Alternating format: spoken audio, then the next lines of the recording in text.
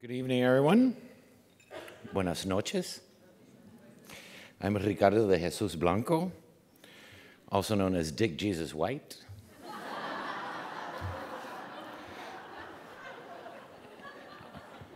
Also known as Ricardito, or Little Ricky in my memoir, which is what I'm here to talk about today. There we go. Okay, perfect. That's the cover of the book. Luckily, I still have the same hair, I think. Seriously, thank you for this great opportunity to share a few words about the book and my life. It is a memoir, so the two go hand in hand. As we are gathered here today around that proverbial campfire to tell our stories and the wonderful ways that when we come together for literature, when we come together for the word, that something magical happens. So I'm so glad to be part of this today. And I thank you again for all the work, as you had said, for all the work that you do. It's a much different and much more complex world than the college days that I remember. I mean, I only had to worry about 3 things in college, and you can imagine what those were. But we certainly need even more guidance and more direction, and so I thank you for that. Mil gracias. Because I think that you, as I, believe that it's not only necessary, but our duty to make sure that our youth, that our generation, that what we pass on is of value and of interest. And that has always been a guiding light in my life, in my work as well. So I'd like to sort of give you a little bit of background around the book. They say that every writer, and I think we've probably heard a little bit of, sensed this a little bit tonight, that every writer is sort of some way obsessed or is writing the same story, in my case, the same poem over and over all their lives, the same one. And that's the idea that we're all sort of revolve our lives around one sort of unique obsession. And our entire body of work is in some ways an attempt to dimension some part of that obsession, to ask questions of it, to answer them and ask new questions. In a word, my obsession and what obsesses me and my work is this word home. And all that loaded word that comes into place, that calls to mind family, community, place, cultural identity, sexuality, national identity, cultural loyalties, all the rest that big, big word brings to our mind. And it's no wonder, because I think that obsession began even before I was born. Let me explain. I'm sorry about the PowerPoint, but I don't know if you're all, I'm a recovering engineer, so I have to have a PowerPoint. It's all right? But it's something that began perhaps even before I was born. As I like to say, I was made in Cuba, assembled in Spain, and imported to the United States, which meant my mother left 7 months pregnant from Cuba, so my soul technically is Cuban, to Madrid back in 1968. I was born there, and 45 days later, we emigrated to the United States. And this is un recordatorio, or a memento of my birth. And to boot, they threw in the Eiffel Tower there and the Swiss Alps just to screw with me. I don't know what the hell was going on with that, right? But when I come to think about it and about my life, and when I came to start writing finally and thinking about that, by the time I was 45 days old, I belonged to 3 countries. I had lived in 2 world-class cities, and that little newborn photo that you see there was my green card photo, my very first ID in the United States. Adding to that script, to everything that goes into this book, we moved to a galaxy very far, far away from Manhattan called Miami, in 1972 especially. And growing up in Miami meant growing up between 2 imaginary worlds. One was this sort of nostalgic 1950s and 60s version of my parents and my grandparents, that country that was so near and yet so foreign, that paradise that we belonged to, that someday we were going back to, so don't get too comfortable. We could take off any day. And my homeland, in a way, a homeland that I had never been to. The other imaginary world that wasn't so obvious, and I think anybody who's been to Miami can testify, as Liz Balmaceda, our Pulitzer Prize-winning journalist, has been quoted saying, "We love living in Miami because it's so close to the United States and you don't need a passport." So growing up in Miami was in some ways a very undiverse community. It might be diverse if you're not Cuban, but if you're Cuban, it's absolutely not diverse. The gardener was Cuban, the doctor was Cuban, the mayor was Cuban, the grocer was Cuban, everybody was Cuban. So America felt still like this other imaginary world, this other homeland that someday I'd go to. And how I contextualize it was like every good kid, through TV and commercials and through food, and especially through you know who. That's me in the middle with the same hair, if you ever noticed. So the Brady Bunch became sort of that sort of iconic, and it was more than just a fantasy. It was more than just a misunderstanding. I really believed that just north of the Miami-Dade County line, that this was the way everybody lived.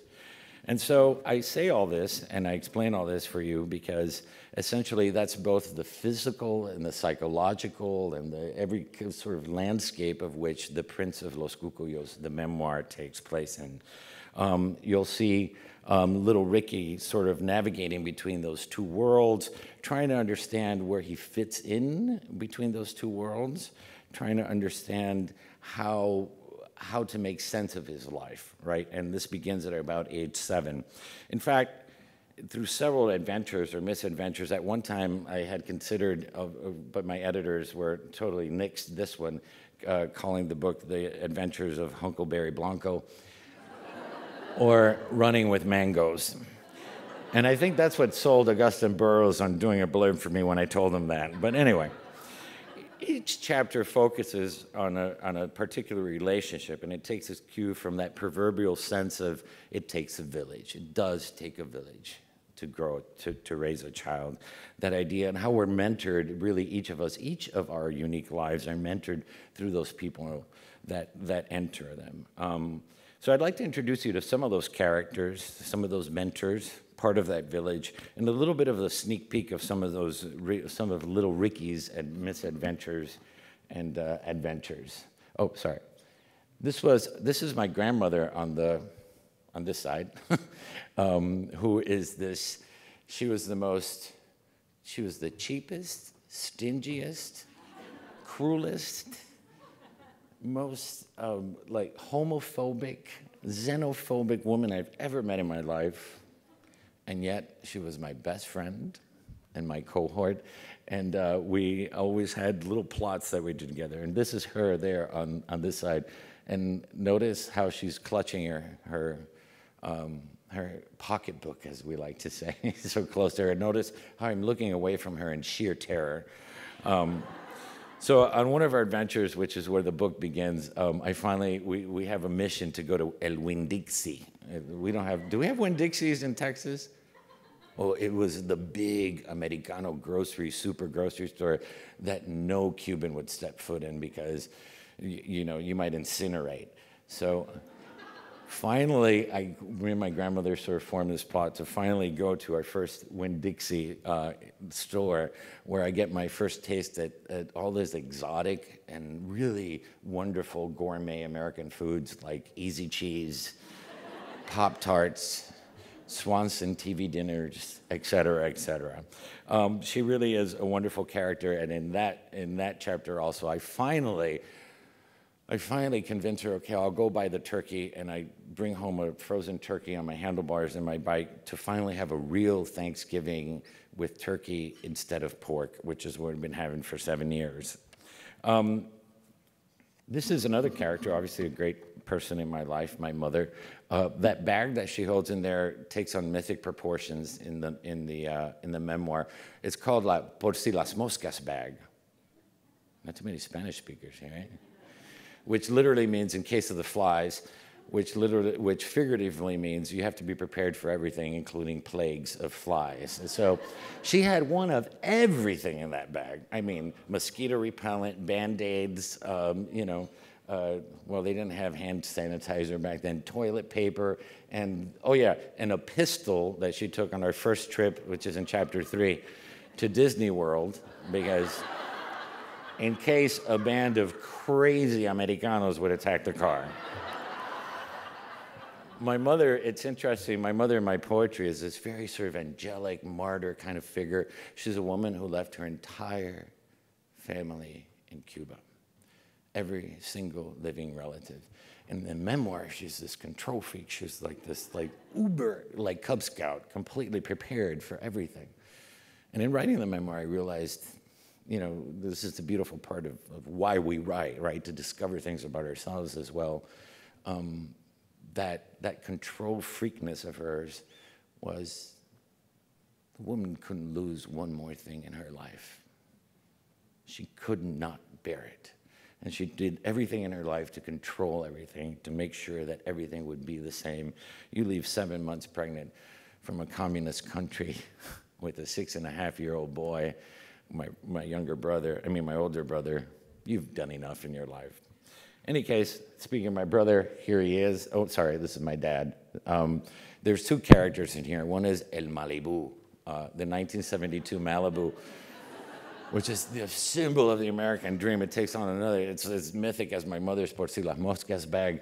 It's my dad's first new car in America. He would just like polish it. He would touch it as if, he was making love to that thing. And that's my dad, obviously. But obviously it means more than that in the book. Obviously it is that sort of symbolic element of that great American dream that my dad felt. But it was also another thing. It was sort of a distraction for my dad. My dad, as a man of his generation, but also as a man who I think in some ways a little piece of him died in exile too, in that immigration. Here's a man who was a Navy man in Cuba, who had a whole life set and became a butcher in the United States. So there's a little part of him that's in there in the book, and he teaches me something as well. Then, as I was saying, there was my brother, who is 6.5 years older than me, and statistically, I think that is exactly the worst age for 2 boys to ever be apart.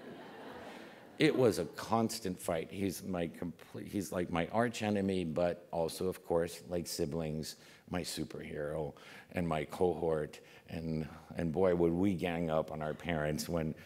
And this is interesting to in the book because there's this whole linguistic thing going on, right? So as soon as we passed the Miami-Dade County line, our parents were at our mercy, and me and my brother became like best friends because we would just lie to them plain out about what people were saying in English. So anyway, that's my brother, and I just love to show this slide because I'm not innocent in this book. Little Ricky is not very innocent. He's a pretty precocious kid. And I used to love to make my mother dresses exactly the same just to screw with him. But there's also, besides all that, there's also, while Ricky is looking for his mythic America in Easy Cheese and in Winn-Dixie and all the rest, there's also a countercurrent, which is really what the book's sort of lifeline comes from. And this is something that I think is very important to me. And that is that he's also connecting with his Cubanness, his Cubanidad. I think there's a common sort of misunderstanding or a general misunderstanding that the children of immigrants or of exiles grow up thinking, oh, I just love being Cuban, or I just love being Latino, and I love eating pork on Thanksgiving every year. But the truth is, like most red-blooded good kids, that it's really a process of maturing. It's really a process of growing into your culture, of having the sense of eventually really appreciating and learning what your parents and all these stories they were telling you for years finally mean. And so that's really where the book sort of pivots for me. And that happened mostly when I go to work at age 12, because apparently child labor laws don't count in exile community families, at my Uncle Gustavo's grocery store called El Cocuyito, or the little firefly. This is a cocuyo. It's a tropical sort of version of a firefly where the eyes light up, and sort of, it's the name of the store, and it's also sort of, again, that sense of magic and of coming of age that all that represents, since you're a kid trapping them in jars and all the rest. So El Cocuyito is a sort of una bodega, a Cuban grocery store, as I said when I started working there when I was 12, where I really sort of learned to be Cuban, and slowly. And part of it was just through the customers, the employees, the family members that worked there, and all the rest. It was really there where there was a real big turning point in my life, and that's, sort of took years. So just a few characters from there. This is a scene from the store, and this is Don Gustavo, the patriarch of the store, a real sort of no-nonsense kind of guy who sort of takes me under his wing, or crushes me under his wing, and teaches me how to be a real hombre, you know, like apparently men are not supposed to drink from straws, according to him. Crazy stuff like that. But a real beautiful sort of man who had, again, lost everything and sort of rebuilt his whole life around this store.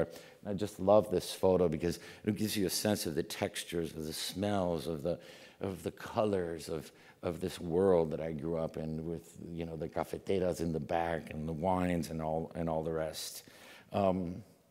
This is another character. She's the matriarch. Don Gustavo thinks he runs the show, but of course, as we all know, ladies, it's the women that run the show. And this is his daughter, who is really just the sort of la jefa, the one that really runs the whole store. There she is with her order book, ordering back before there were laser scanners and any of that. But it's really interesting. In the book, she becomes my pal for another reason. She also doesn't fit any of that stereotype of femininity that is expected. None of us played, neither her nor I played to those gender roles. I'm certainly not the picture of machismo.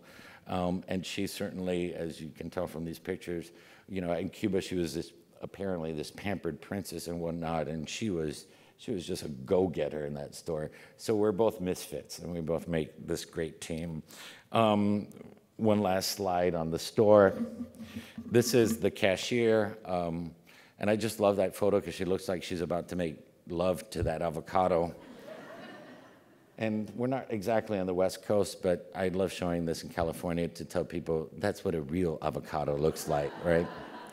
And this is her daughter, Deisita, which of course I get trapped into dancing, becoming her partner at her quince's party, which is another, sort of folds into another piece of what this book is about. And when I start discovering that I like the dress more than what's in the dress. And so there's this burgeoning and sort of dawning of my sexuality, and sort of negotiating it in the same way that I was negotiating my culture. Where what is this world that I mean? You know, I have these men and these people telling me what a man is. I have these people, you know, I have this Cuba thing on one side. I have the American thing on the other side. So that's part of what's in the book, the famous 15s, Los Quinces party.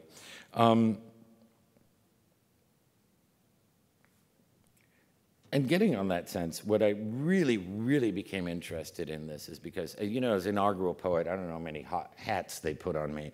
I was the first Latino, the first gay, the first immigrant, the first guy with bushy eyebrows, the first guy from Maine, the first guy to graduate from Florida International University.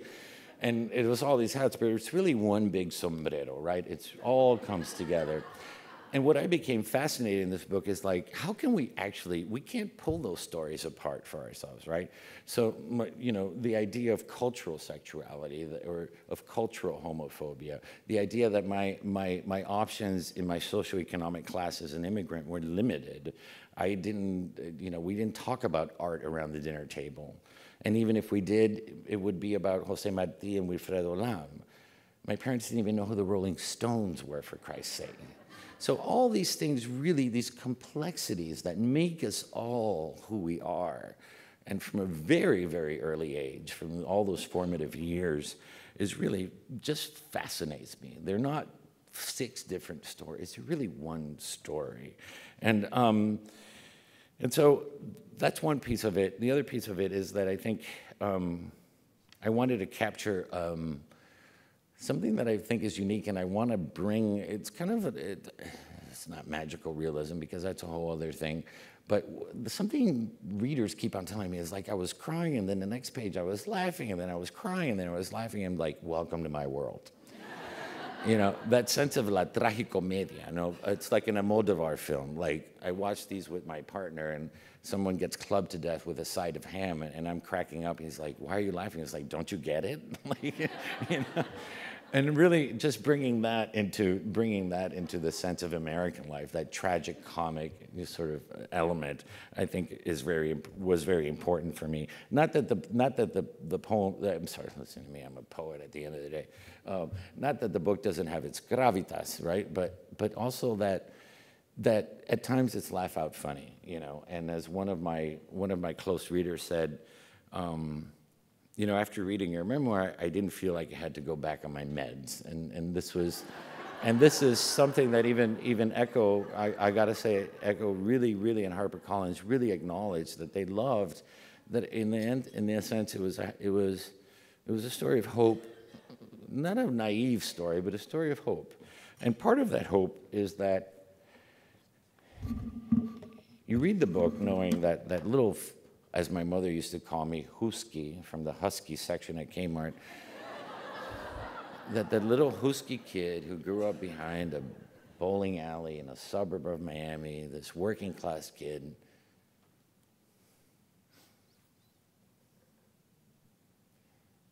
one day gets to experience that.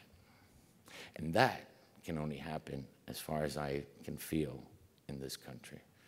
And so I feel in some ways the book, indirectly, is sort of this great sort of American dream story. It's sort of a rags to riches story, though certainly not in the monetary sense, but that's true. It hasn't been that bad, but I'm not gonna go there. Okay.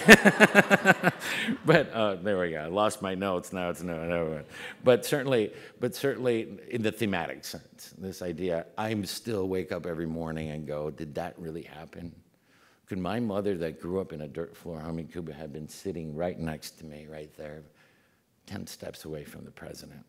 So there's that sense of the book. But the most important, I think, long before that National Mall scene and reading that poem, I was just an ordinary kid. And here, this obviously my parents and me graduating from high school. Long before that, there was a whole other life that existed, and this is really what this book is about. This is sort of the background story. And in fact, that's exactly where the memoir ends. It was very difficult to realize where the memoir would end. And it ends as little Ricky now becomes Big Richard at age 17, standing on the threshold, on that unique threshold that is so powerful between the past and the future, like many of your first-year students that you're going to face, exactly like many of your students that you will face, asking those big universal questions of acceptance and diversity and adversity and identity. Where am I from? Where do I belong? How do I fit in? Who am I? Going over those questions, those details of one's life and upbringing, is what ultimately leads us to understanding, a real understanding of the self. And as the saying goes, you need to know where you come from to know where you're going. And I think that is even more important today with so many distractions and so many places that we think we belong to. And ultimately, I think what this book can do for your students has done. Why? And I'm not just saying that because I'm here, but really one of my motivations was to change the conversation about what it means to be an immigrant or an exile in America. And we have got to stop this nonsense. And by that I don't just mean Latinos, I mean every single sort of background, every single ethnicity that you can imagine. We are a country made up of all these different people, and it's the very fabric of who we are. And it's not a burden, and it's not a drain on our resources. It's, in fact, part of the viability of this country, and is the reason this country exists. And it is the future of this country. And I learned that just in time. My hope is that you can take this book to your students and have them come to that realization even earlier, to really understand, as I did, finally sitting up there in that inauguration, that my story wasn't the other story. It was part of the grand American narrative, has always been and will always be.